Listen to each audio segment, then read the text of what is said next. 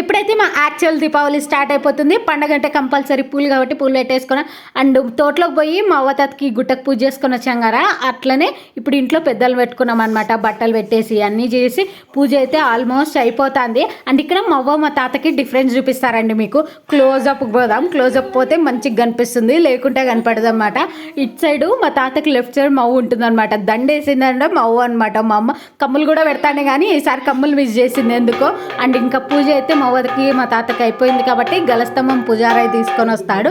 అక్కడ కూడా పూజ చేసిన తర్వాత ఇంకా మనం లంచ్ చేయాలి. లంచ్ కాదు అసలు యాక్చువల్గా ఆల్మోస్ట్ ఇంకో 2 hours ఉంటే డిన్నర్ చేయొచ్చు, అట్లా అయిపోయింది అనమాట. పొద్దున్న నుంచి వెయిట్ చేసి అమావాస్య కూడా లేట్ వచ్చింది కదా ఈసారి, అందుకోసమే 5 o'clockకి మేము మధ్యాహ్నం లంచ్ చేసాం అనమాట. అండ్ మార్నింగ్ ఆల్రెడీ మా ఇంట్లో తిన్నారు కానీ మనం తినిలే సరిగా. అండ్ నెక్స్ట్ అయితే ఇక్కడ ఇంకా ఎడకు పెట్టినాం కదా మా తాతకి మా అవ్వకి కూడా పెట్టిండేది. ఇంట్లో ఎవరైనా తినొచ్చు అనమాట. ఎవ్రీ ఇయర్ మా చెల్లెలు మా నాన్న అయితే తినేస్తారు ఇంకంతా.